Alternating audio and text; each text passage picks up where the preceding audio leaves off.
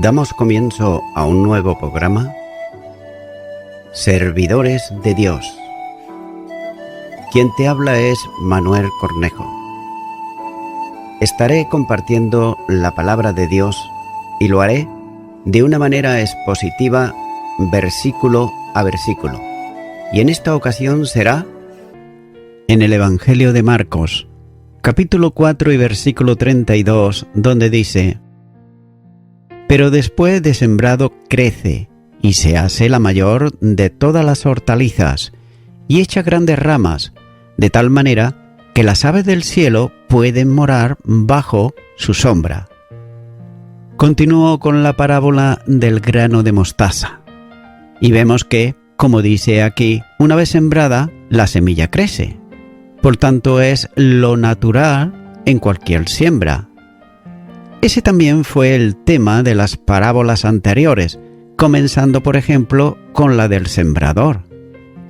La semilla sembrada en la tierra comienza el proceso de germinación, naciendo de la planta y el desarrollo de la misma. Sin embargo, el énfasis de la parábola está en que de una semilla tan pequeña, la más pequeña de todas, cuando brota, se convierte en una planta grande, que crece hasta llegar a ser la mayor de las verduras o de las hortalizas. Se dijo anteriormente que algunas veces llega hasta los 3 metros de altura. Note que esta planta echa ramas grandes, proporcionales al tamaño también de lo grande de ella. Nadie hubiera podido pensar, a la vista de la pequeña semilla, que iba a producirse una planta tan grande.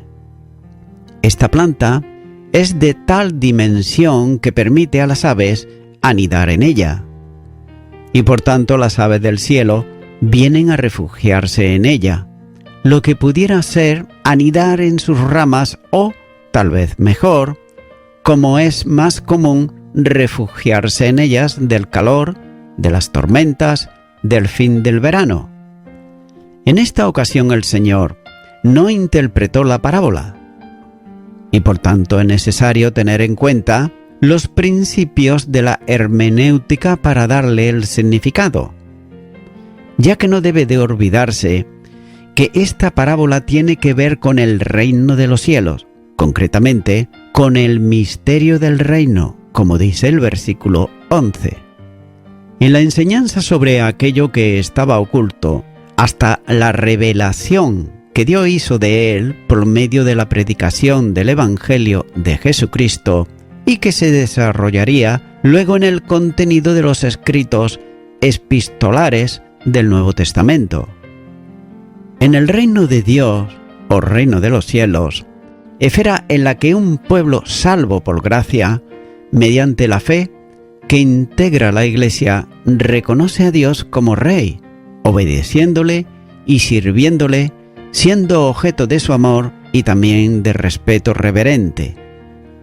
El reino en la presente dispensación de la Iglesia tuvo unos principios como algo muy pequeño a los ojos de los hombres, aunque los cristianos, en el tiempo siguiente del descenso del Espíritu Santo, ya son un número bastante elevado. Sin embargo, fue algo muy pequeño comparado con la enorme cantidad de personas que vivían en el Imperio Romano. Y los mismos seguidores de Jesús, tanto los 12 como el resto de sus discípulos, era también un minúsculo grupo, al lado de las multitudes que se congregaban alrededor del Maestro para oír sus palabras y recibir también ayuda, sea en sanidad como en liberación de endemoniados, como en otros muchos aspectos que incluían la alimentación cuando fue preciso. La Iglesia nació como una pequeña semilla puesta en el campo por el sembrador.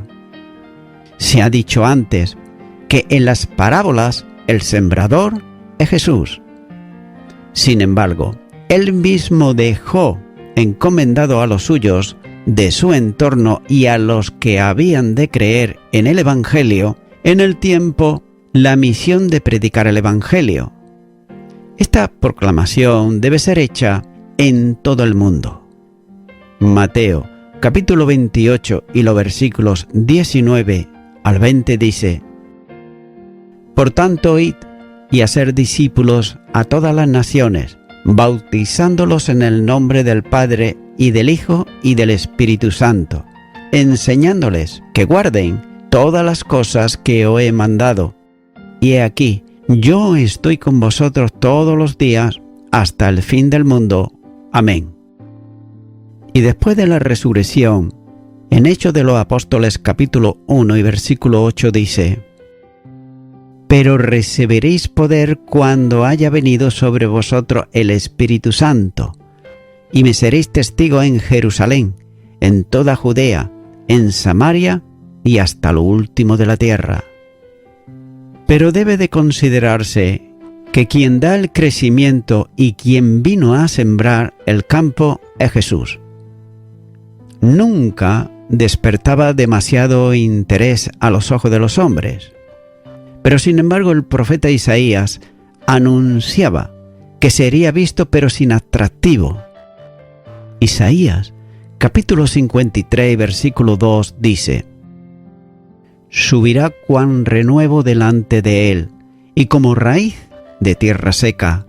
No hay parecer en él, ni hermosura. Lo veremos más inatractivo para que le deseemos. Los hombres, y especialmente el entorno de Israel, esperaban algo grande del Mesías, el enviado de Dios. Pero por otro lado, Jesús era el carpintero y el hijo del carpintero. No podía ser grande a los ojos de los hombres, porque se había hecho pequeño y además siervo.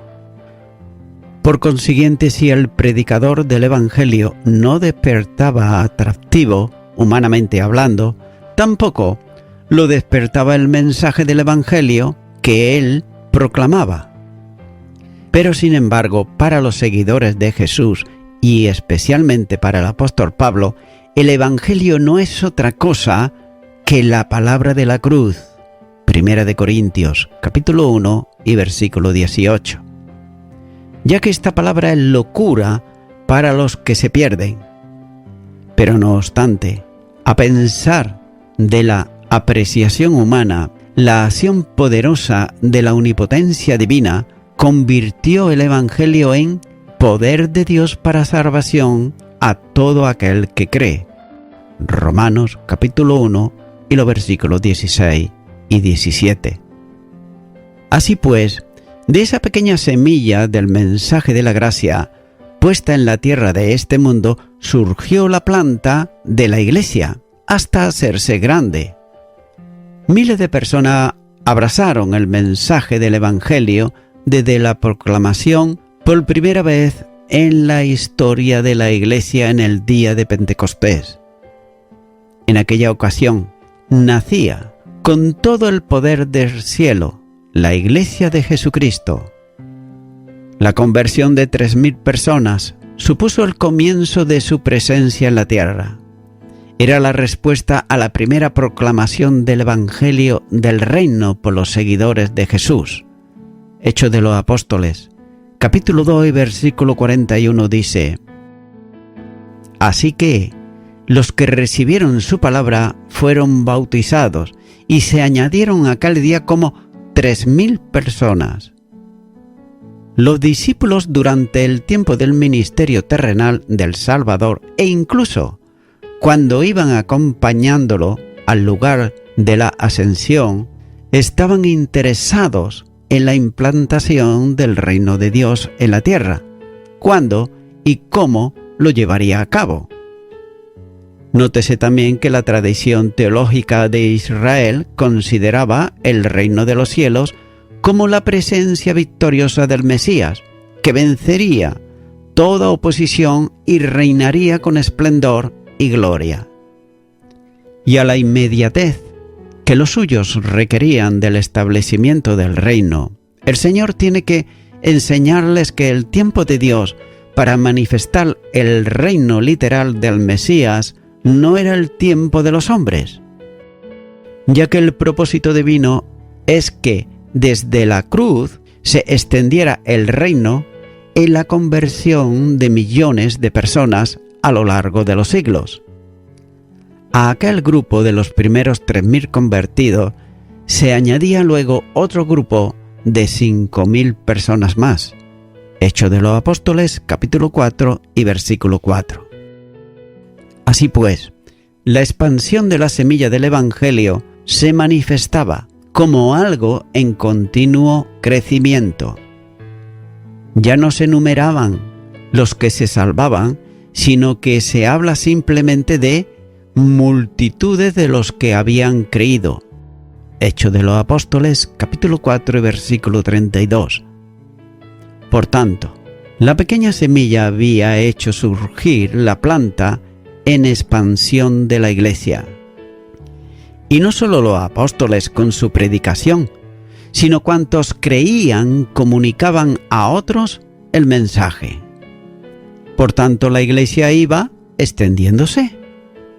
Y es por eso que salía del entorno de Israel para seguir a Antioquía y luego a Europa y finalmente hasta lo último de la tierra, ya que el testimonio del apóstol Pablo es elocuente al afirmar que por todo el territorio del imperio desde Antioquía, donde había sido encomendado a la obra misionera junto con Bernabé, como dice Hechos de los Apóstoles, capítulo 13 y los versículos 1 al 3, hasta Ilírico, amplió el territorio que llegaba desde el noroeste de Italia hasta el este de los Balcanes, y el norte de Macedonia lo había llenado todo con el Evangelio. Romanos capítulo 15, versículo 19. Y más tarde continuó hacia el occidente, y es más, llegó a España, el extremo occidental del mundo antiguo, lugar donde estaba Finisterre, es decir, el fin de la tierra. De ahí una pequeña semilla surgió, una gran planta. Pero con todo es necesario entender que la lección principal de la parábola está en el gigantismo de la hortaliza que surgió de aquella pequeña semilla. Su tamaño fue de tal dimensión que sirvió de cobijo a las aves e incluso las pudo haber permitido anidar en ella. La interpretación de la parábola exige tener en cuenta que el relato es el mismo en todo lo dicho, en el mismo entorno y también tiempo. Por tanto, las aves deben ser consideradas como las mismas en todas ellas.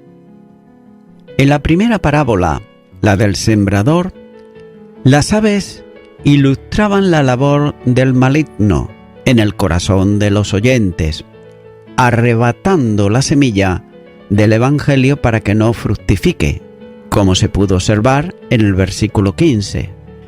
Pero en esta parábola, las aves que entran y se cobijan bajo las ramas de la hortaliza deben considerarse también como una representación de quienes son del maligno y sus seguidores, es decir, quienes no son creyentes. Es claro que el árbol, o mejor, la mostaza, que ha crecido es figura de la Iglesia. Por tanto, las aves que se cobijan en ella son elementos ajenos entre ella, pero no son el árbol, es decir, no son la Iglesia.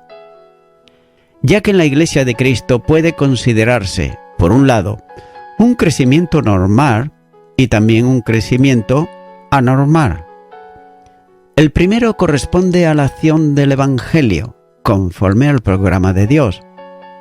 Pero el segundo es el resultado de la acción de hombres entrando a actuar en lo que Dios está llevando a cabo. El crecimiento desorbitado de la Iglesia, especialmente a partir del siglo III, hizo que se aceptasen como miembros a quienes no eran verdaderos creyentes, sino meros profesantes o simpatizantes, vinculados a ella por intereses ajenos al Evangelio. Y también, por otro lado, el decreto del emperador Constantino en el año 313 hizo que miles de personas abrazasen el cristianismo de la misma manera que antes se habían identificado con otras formas religiosas, como por ejemplo la idolatría. Así pues, Satanás había logrado infiltrar a sus hijos, gente no nacidas del Espíritu, en la iglesia. No eran por tanto iglesia, pero note que estaban en ella. En el tiempo, al declive espiritual de una iglesia estatizada, surge la Reforma, pero posteriormente a ella, en un sano trabajo de proseguir una tarea que se había detenido, aparecen también las denominaciones, que sin duda fueron una bendición en la iglesia a recuperar principios bíblicos que estaban siendo abandonados. Pero cuando las denominaciones se manifiestan, dejan de ser sustento de las doctrinas y ejemplo de fidelidad para fraccionar la iglesia en sectores, luchando contra la unidad del espíritu en el vínculo de la paz, propósito y proyecto de Jesús. El Evangelio de Juan, capítulo 17, y los versículos 21 al 23, dice: para que todos sean uno, como tú, oh Padre, en mí y yo en ti, que también ellos sean uno en nosotros, para que el mundo crea que tú me enviates. La gloria que me dites, yo le he dado para que sean uno, así como nosotros somos uno, yo en ellos y tú en mí, para que sean perfectos en unidad, para que el mundo conozca que tú me enviates y que lo has amado a ellos como también a mí me has amado. Si el primer caso, el deseo de incorporar a todos en la iglesia, sin preocuparse por otro lado, si los que se bautizaban y además asistían a las congregaciones cristianas eran verdaderamente aquellos que habían nacido de nuevo. Note que propició la entrada de muchos no creyentes que convivían con los creyentes sin ser iglesia, sino meros profesantes. Y en segundo, el deseo personalista de mantener un determinado sistema descuidó la identificación con el árbol, que es la iglesia, fraccionando la unidad que Dios estableció para ella. De manera, buscando celosamente desde la visión humana el mantenimiento no de la unidad de la iglesia, sino lo que cada determinación llama sus principios bíblicos, se desatendió lo que es realmente la doctrina bíblica, con el sustento necesario para el crecimiento y también fortalecimiento espiritual de los creyentes, con lo que Satanás pudo infiltrar dentro de la iglesia lo que se llama hoy las denominaciones.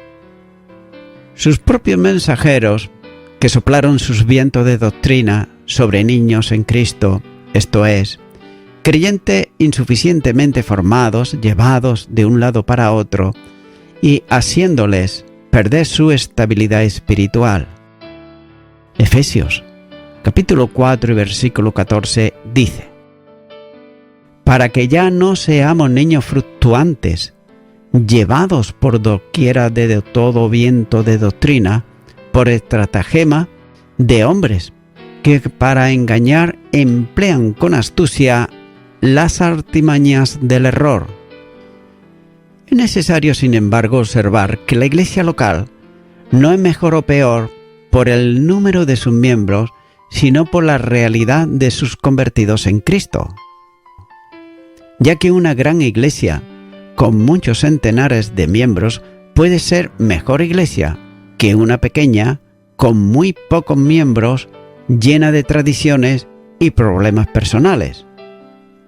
Y también no es menos cierto que existe un peligro en los lugares que se consideran de tradición evangélica, donde, por el hecho de haber nacido en familias tenidas como evangélicas, se las considera también evangélicos y creyentes en Cristo. Esta distorsión de la verdad bíblica sobre la Iglesia se manifiesta también en el gigantismo que las grandes denominaciones buscan de creyentes afiliados a la denominación y a sus principios. Y no siempre estos principios son bíblicos. De un mayor número posible de personas, aún a costa de arrebatarlas a otra iglesia de distinto corte. El problema de considerarse como la única iglesia verdadera bíblica lleva al extremo tan grave como mantener medidas esclavizadoras apoyadas en tradiciones e interpretaciones de hombres que no tienen un firme apoyo bíblico y que sirven para hacer esclavos a quienes Dios, por otro lado, ha hecho libres. Estos y otros sistemas semejantes permiten la entrada en la iglesia de aves que el maligno introduce y disimula bajo sus ramas. En la última observación, note que las aves producen tres cosas cuando se cobijan en un árbol. Primero, es ruido producido por su continuo trimar o piar. Todo aquel que haya tenido ocasión de estar próximo a un gran árbol, en un lugar donde haya aves, se dará cuenta de el gran ruido que se produce de continuos cantos en el resguardo del árbol.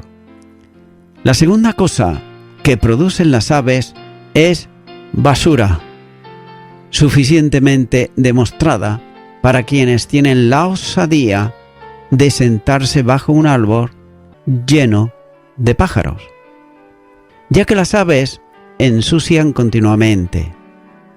Y el tercer problema es que causan y deterioran el fruto. Y note que no solamente comen el mejor producto que produce la planta, sino que con sus continuos conflictos destruyen mucho más de lo que comen. Así ocurre con quienes, no siendo cristianos, tratan de contarse entre ellos, o incluso de aquellos que siendo creyentes están bajo la influencia de la carne y son en cierta medida instrumentos en la mano de Satanás para la destrucción de la obra del Señor.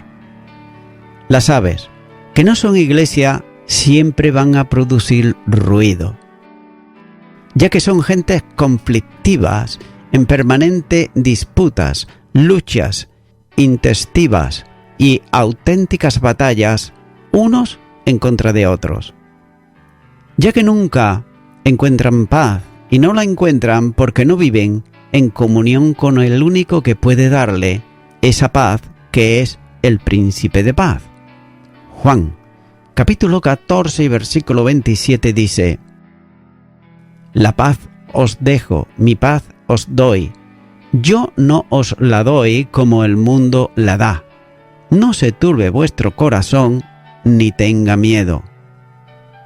Por tanto, la paz auténtica del creyente está ausente de la vida de ellos, mientras en cambio generan continuos conflictos en las congregaciones. Y de la misma manera, como ocurre con las aves en un árbol, también estos producen basura espiritual, ya que una de las miserables actividades que practican es la de la crítica y la murmuración. La lengua de ellos está presta para destruir la vida moral de cualquier inocente que caiga en ella, ya que su lengua inflamada por el fuego del infierno produce más daño que cualquier otra acción diabólica contra los santos, como señala Santiago capítulo 3, versículo 6, versículo 9 y versículo 10.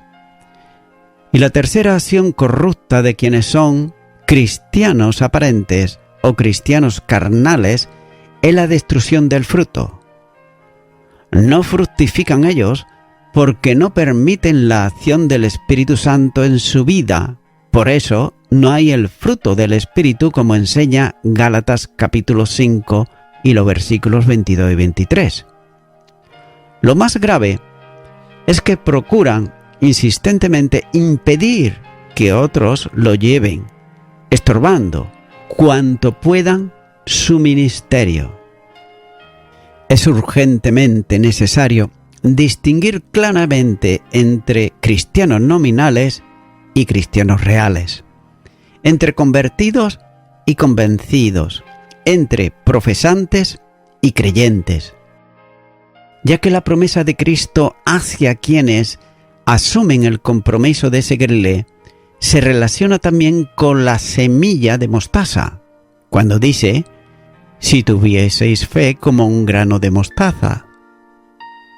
La fe no es solo el instrumento para creer, sino el medio permanente para descansar y depender del Señor.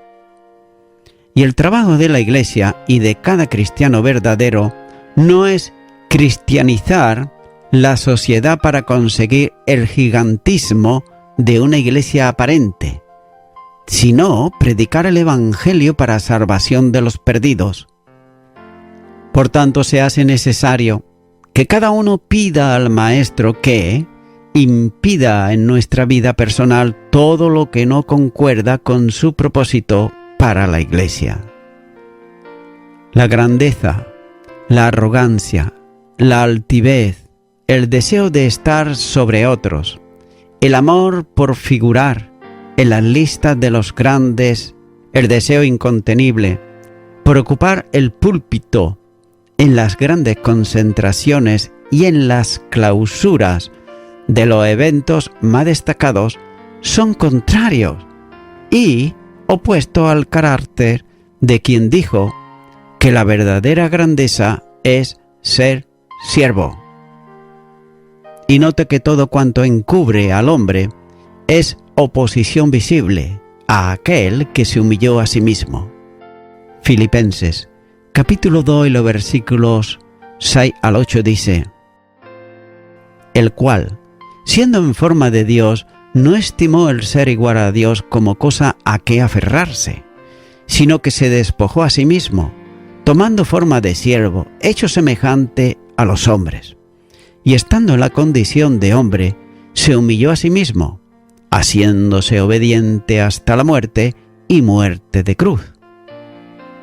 La grandeza es contraria a la dimensión del que se hizo pobre, siendo rico, para enriquecer con ello a quienes no teníamos ningún tipo de esperanza sino parecer en nuestra pobreza espiritual.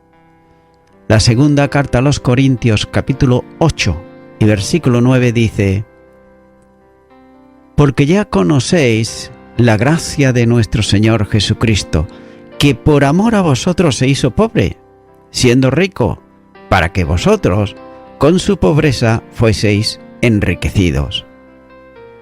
Por tanto, todo cuanto sea del hombre y no de Dios, es abrir el albergue a las aves del cielo para que entren en el árbol de la Iglesia y en la vida del cristiano. Y voy concluyendo con esto. Estimado y estimada oyente, este versículo no está hablando de las aves del cielo, aunque no es un árbol. En el sentido estricto de la palabra, el arbusto de mostaza es bien conocido por llegar a crecer hasta 3 metros de altura y tener las propiedades de un árbol, como por ejemplo tener ramas suficientemente largas para que las aves aniden en él. Y por otro lado, téngase en cuenta que el árbol representa espiritualmente la esfera de la salvación, la cual crece tanto que puede proveer resguardo y también protección y beneficiar a las personas. Incluso, por otro lado, los incrédulos han sido bendecidos con el Evangelio y por el poder de Dios para salvar. Amigo y amiga oyente, si tú aún no has sido beneficiado por el Evangelio de Dios, que es para salvación y vida eterna, Ahora tienes la oportunidad de beneficiarte. Para ello, yo te invito a que tú vengas a Jesucristo, el Salvador. Es necesario que primeramente hagas una oración de fe entendiendo lo que vas a decir. Si no sabes cómo hacerlo, yo puedo guiarte en esta hora. Para ello, repite conmigo allá donde estás y di: Señor Jesucristo, soy una persona pecadora y te pido perdón por todos mis pecados. Vengo a refugiarme a ti, que eres el Salvador del mundo y que dites tu vida en la cruz del Calvario por todos mis pecados. Te quiero dar gracias. En el nombre de Jesús. Amén. Amigo y amiga oyente, si tú has hecho esta oración de corazón, te recomiendo que comiences a orar a Dios, en primer lugar, en el nombre del Señor Jesucristo. Orar a Dios no es rezar, sino que es hablar con una persona. También te recomiendo que leas la palabra de Dios y lo hagas a diario. Comienza, por ejemplo, con el Nuevo Testamento.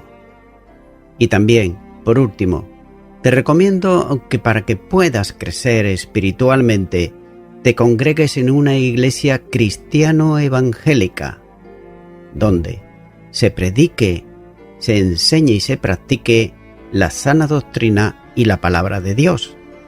Congrégate ahí y con el tiempo podrás crecer espiritualmente y también servir al Señor Jesucristo. Que Dios te bendiga. Y a toda la audiencia, nuevamente ya me estoy despidiendo de todos ustedes y será hasta el próximo programa. Que Dios os bendiga a todos.